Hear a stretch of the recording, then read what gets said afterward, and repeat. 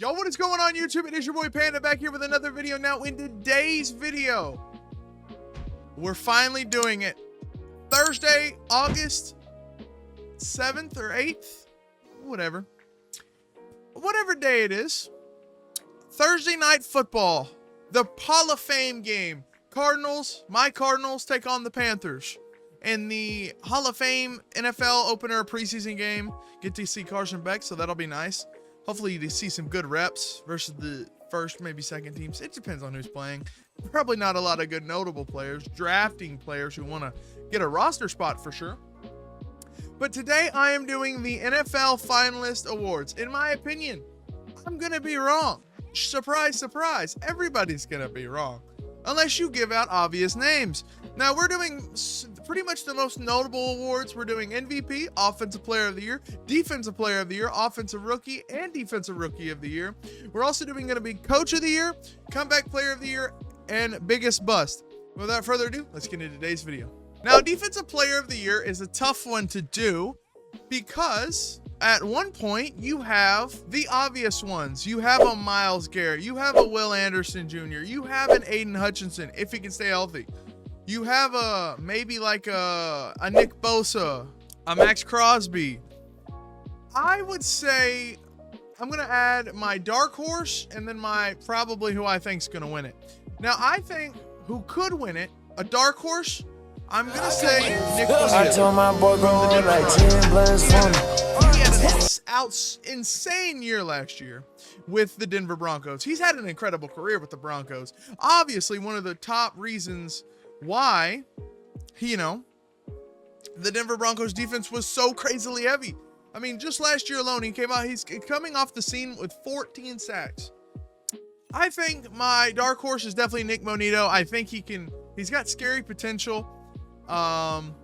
He's very good, explosive. He's just got what you want in an edge rusher off the edge. Now, obviously, I think my Defensive Player of the Year, I think it would be insane for it not to be a TJ Watt or a Myles Garrett or a Will Anderson or an Aiden Hutchinson. I think my Defensive Player of the Year, I think he goes back to back.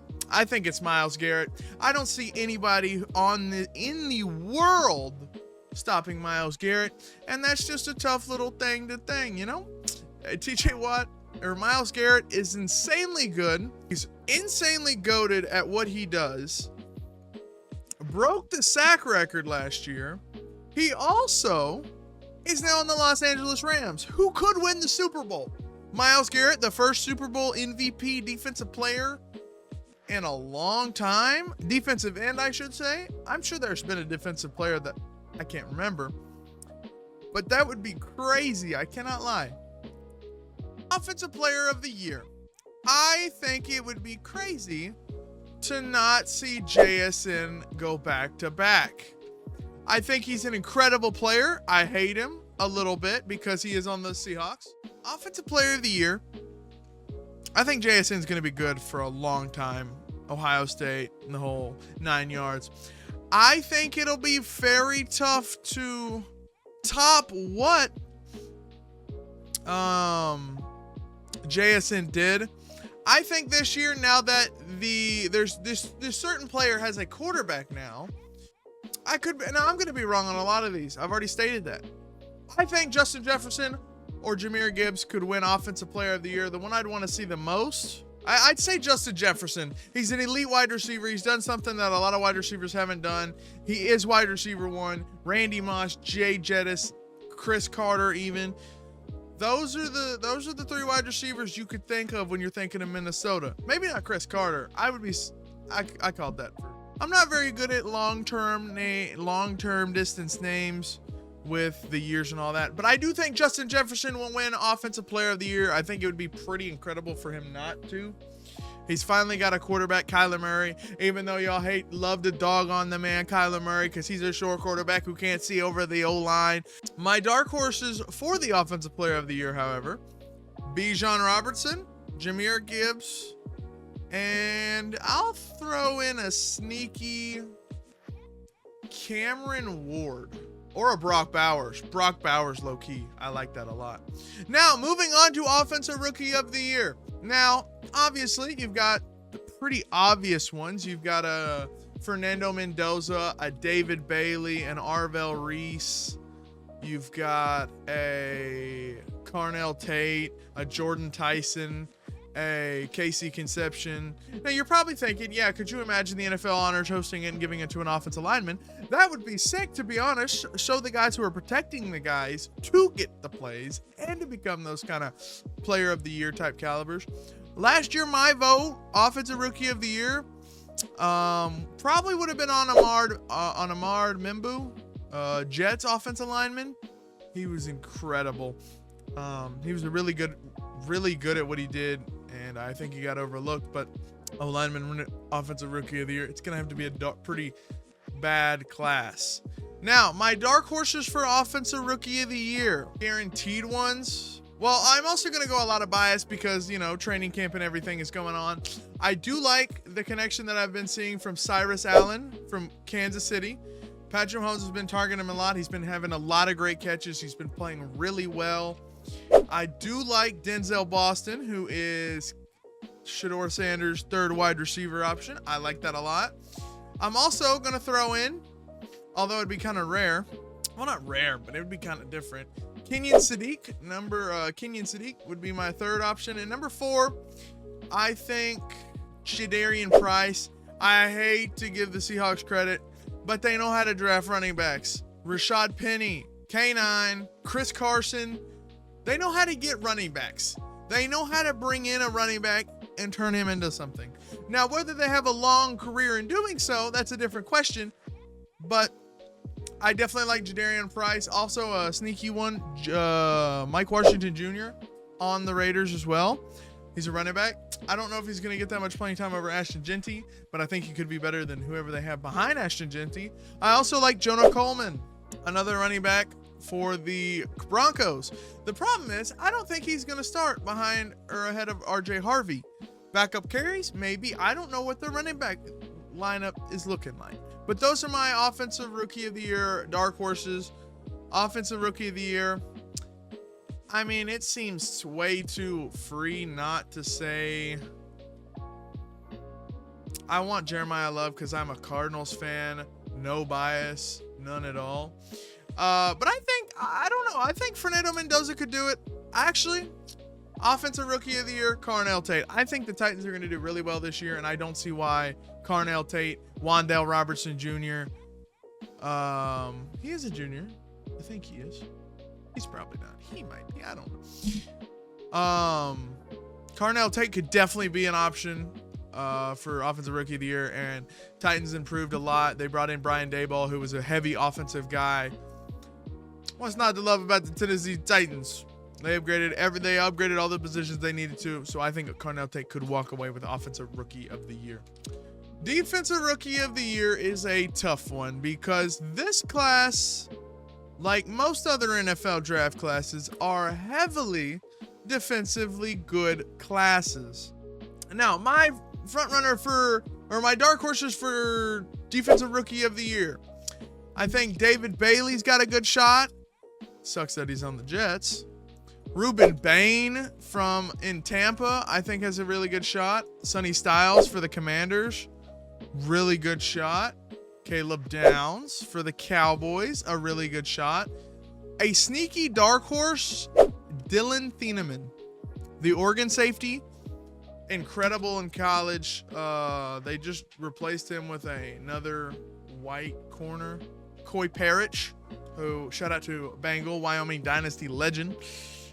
Dillon Thieneman, I think, is my dark horse for the defensive rookie of the year. He's really good, and I think he could fit really well in the defensive scheme for the Chicago Bears and what they need since Kevin Byard is gone. My dark horse is definitely Dillon Thieneman. I think he's just going to be incredible. My obvious hopeful defensive rookie of the year, though, I think my defensive rookie of the year, and I hate to say this because, well, I don't hate to say this actually. I think it could be Arvell Reese. I think Arvell Reese, sneaky ones, Dillon Thieneman, or even sneakier, yeah, he's a high pick, whatever, Ruben Bain Jr. I think Ruben Bain is going to shock a lot of players, or a lot of people, and I hope he does, because everybody was like, oh, he's got short arms, he can't play football.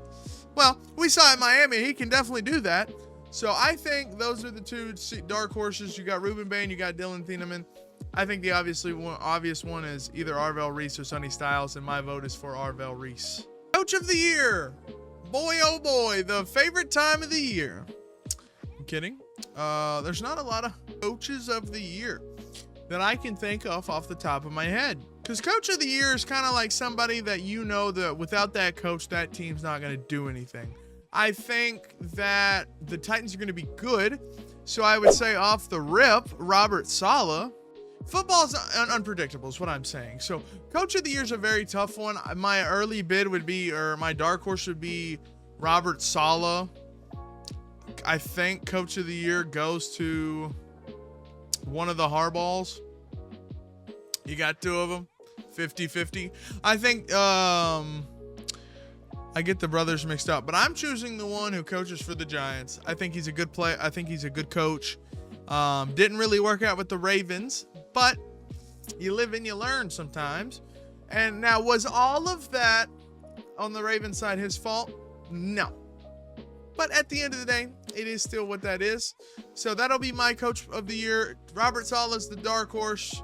And I think John Harbaugh is in New York. That is my coach of the year. Now, comeback player of the year. If it isn't already obvious, that is probably going to be the most obvious pick in the, should be without a doubt, hands down, the easiest way to pick. My dark horses, I'm going to list 3 players. I think all 3 of these guys have a great chance to potentially get comeback player of the year. Maybe 2 of them for sure. Number 1, George Kittle. He got injured last year. He's a really great tight end. He's not the best. Trey McBride, you already know. I think George Kittle could definitely be a dark horse for comeback player of the year. Number 2, I know it's going to be such a shock. I'm thinking Vanilla Vic. Shout out to Bengal again. I watch a lot of Bengal. Can you tell? Shout out to Vanilla Vic. I'm taking Daniel Jones. He was incredible in the Colts organization. And it's just like, there's no way anybody guessed that. You could have put out a tweet saying, yo, Daniel Jones is going to be the great quarterback this year. Was it serious? You're going to claim it now because he looked incredible. I think Daniel Jones and George Kittle are my dark horse. I hate to say this, but I think the comeback player of the year has got to be Patrick Mahomes. I don't see a world where the NFL votes in any other direction other than he's a great guy. He's a great quarterback. He's definitely got the skills. He is definitely the next, maybe Tom Brady. I think there are a ton of quarterbacks on that level. But I do think Patrick Mahomes is going to win comeback player of the year, and that's just that. Sometimes you just got to deal with that. Now, the hardest question is the biggest bust. Who do I think the biggest NFL draft bust coming out of the NFL is going to be, or out of the NFL draft is going to be the worst player? It's hard to, it's very, very, very, very hard to say because there's so much stuff that goes into being an NFL player and to be consistent and to be good at a good level like that. A draft bust because it depends on where they go as well. Are all top 100 or top 32 players in the first round going to be gems, diamonds? You'd hope so, but you're not going to know that for a little bit. But let me know in the comment section down below. Obviously, like the video, subscribe if you're new. We're posting videos weekly, if not bi-weekly, you know. I'm trying, okay? I work Monday through Friday. You know, I'm trying. But leave it in the comment section who you think the NFL draft bust is and why. Do you think it wasn't a good scheme? Do you think it wasn't a good team? Do you think it wasn't a great fit systematically? Let me know. It's been your boy Panda, and I will see y'all in the next one. Peace out. Stay tuned for Arizona Cardinals franchise dropping Monday or Tuesday.